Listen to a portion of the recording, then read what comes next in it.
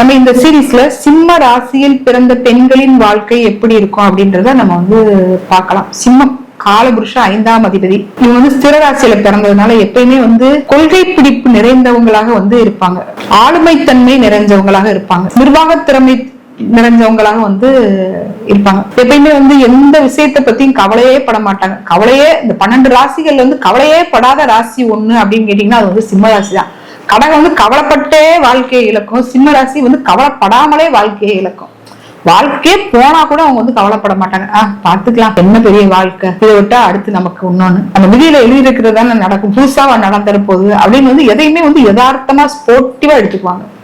எந்த விஷயத்துக்காகவே அலட்டிக்க மாட்டாங்க. நடக்கிறது நடக்கட்டும், விதி என் கட்டுப்பாட்டுக்குள்ள, நான் பாத்துக்கிறேன், விதியை நான் பாத்துக்கிறேன் அப்படின்னு விதியை மதியால வெல்றதுல ரொம்ப கவனமாக இருப்பாங்க.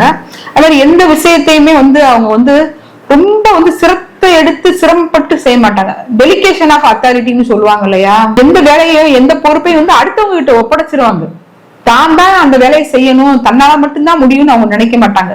எல்லா வேலையும் நீ இந்த வேலையை பாரு, நீ இந்த வேலையை பாரு. வீட்டுல 5 பேர் 10 பேர் இருந்தாங்கன்னா ஒருத்தவங்களுக்கு ஒரு வேலையை பிரிச்சு கொடுத்துட்டு இவங்க கால் மேல கால் போட்டு உட்காந்து போன்ல விளையாடுவாங்க, இல்லைன்னா டிவி பார்ப்பாங்க. இப்படி ஜாலியா இருப்பாங்க.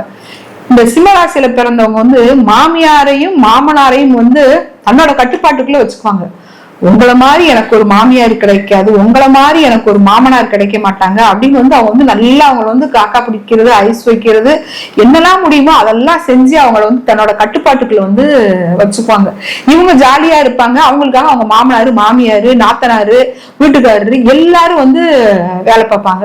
இவங்க மட்டும் செய்யறேன் அப்படிம்பாங்க. ஆனா அவங்க வலிச்சு எந்த வேலையும் செய்ய மாட்டாங்க. அந்த மனப்பக்குவம் அவங்களுக்கு வராது. நம்ம போய் வேலை செய்யறதா அப்படின்னு ஒண்ணு. ரெண்டாவது சரி அவங்கதான் செய்யறாங்கல்ல செய்யட்டும் அப்படின்னு அவங்களுக்கு ஒரு மனசு போயிடும். இவங்களுக்கு 2-11ஆம் அதிபதி புதன். புத்தி, அதாவது பேச்சு திறமை இவங்களுக்கு ரொம்ப உண்டு.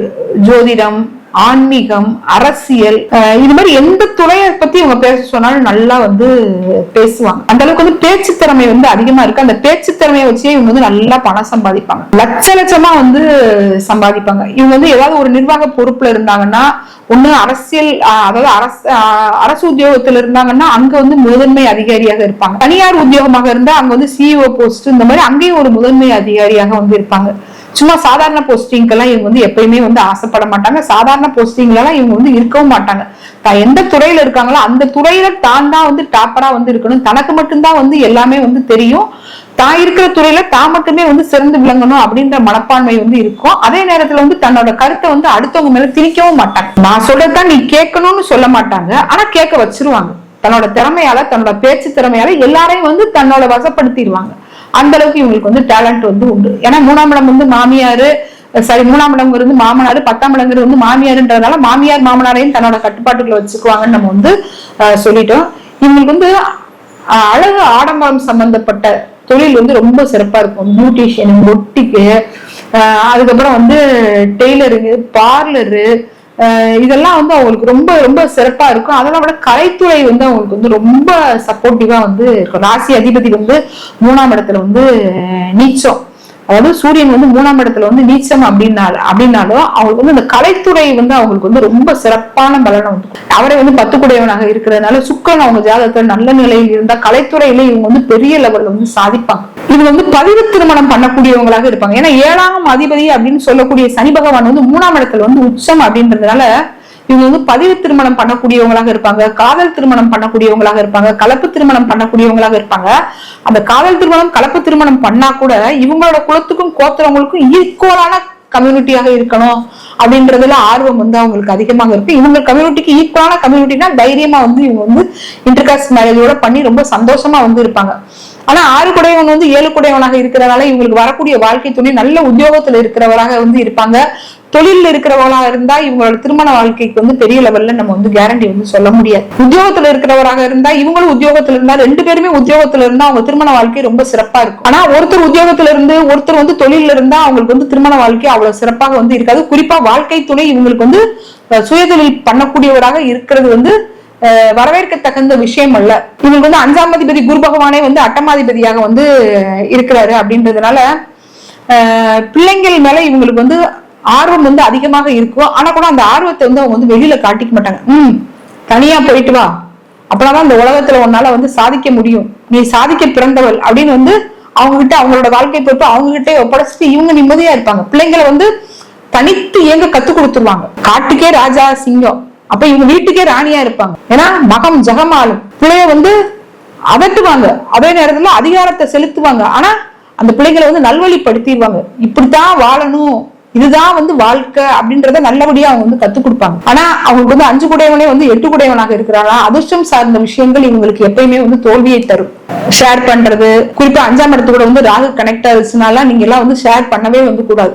ஏன்னா சிறிய லாபத்தை வந்து கொடுத்து பெரிய லெவல்ல உங்களை வந்து லாக் அவுட் பண்ணிடும். ஒரு நாள் 1000 2000 கிடைச்சது ஷேர் பண்றீங்க அப்படின்னா அடுத்த நாள் 5000, அடுத்து 10,000 அப்படி வந்து கூட்டிக்கிட்டே போய் பெரிய லம்ப் அமௌண்ட் ஆன உடனே உங்களை வந்து படுபாதாளத்துல வந்து தள்ளிடும்.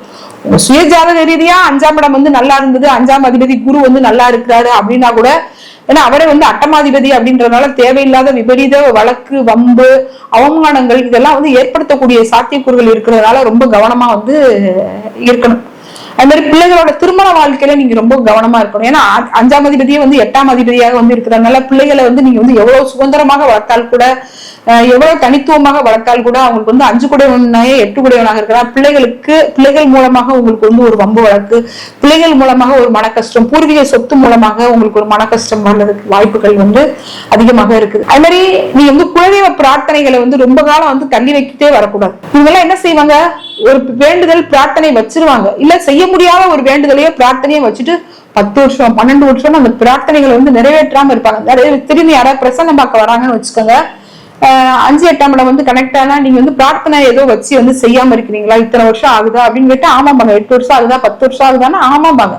ஒண்ணு செய்ய முடியாத ஒரு பிரார்த்தனை வச்சுட்டு அதை வந்து செய்ய முடியாத குடும்ப சூழ்நிலை வந்து இருக்கும், இல்ல அதுக்கு தகுந்த பொருளாதாரம் வந்து இருக்காது, இல்ல எங்கேயாவது தொலைவீட்டுல போய் ரொம்ப தூரங்கள்ல போய் அந்த கோயில்ல போய் ஏதாவது செய்ய வேண்டிய வேண்டுதலை வந்து வச்சிருவாங்க. அப்ப நம்ம ஜாதக அமைப்பு 5 8 கனெக்ட் ஆகுதா, அப்ப செய்ய முடியாத பிரார்த்தனைகளை வந்து இவங்க வந்து வைக்க கூடாது.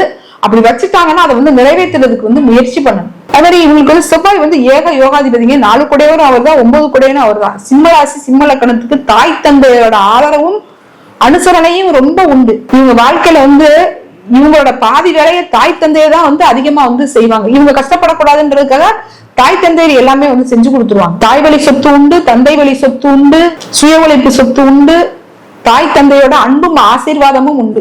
சிம்மராசியை பொறுத்த வரைக்கும், சிம்ம லக்கணத்தை பொறுத்த வரைக்கும் இவங்களுக்கு வந்து லாபாதிபதி அவங்களுக்கு வந்து புதன். அப்ப இவங்க ஜாதகத்துல புதன், சூரியனும் புதனும் வந்து முக்கூட்டு கிரகங்கள் ரேஞ்சில் வந்துருவாங்க. சூரியன் சுக்கிரன் புதன் 3மே வந்து சிறப்பான நிலையில இருந்தால், சிம்மத்திலேயே இருந்தா இவங்கதான் வந்து டாப் மோஸ்ட் கோடீஸ்வரி. இவங்கதான் வந்து பல தொழில் வல்லுநராக வந்து இருப்பாங்க, பல தொழில் வித்ததியாக வந்து இருப்பாங்க, 1000 பேருக்கு வேலை கொடுக்கக்கூடிய அளவுக்கு தகுதி திறமை நிறைஞ்சவங்களாக வந்து இருப்பாங்க. இவங்க என்ன செஞ்சா இவங்க வாழ்க்கையில இவங்களுக்கு வந்து முன்னேற்றம் வரும், இவங்களுக்கு என்ன பரிகாரம் வந்து இருக்குது அப்படின்னு கேட்டீங்கன்னா, சிம்மராசி சிம்மலகலாம் தினம் காலையில எந்திரிச்ச உடனே 6 மணி, அந்த 6:30 மணிக்குள்ள இளம் சூரிய உதயத்தை வந்து இவங்க வந்து பார்க்கணும். சூரிய நமஸ்காரம் வந்து பண்ணணும், டெய்லி சூரிய நமஸ்காரம் பண்ணணும், ஆதித்ய ஹிருதயம் வந்து கேட்கணும். சிவ வழிபாடு ரெகுலரா ஞாயிற்றுக்கிழமை பண்ணிக்கிட்டே வருது. இவங்க வாழ்க்கையில வந்து ஒரு நல்ல வளர்ச்சியை வந்து கொடுக்கும். நன்றி, வணக்கம்.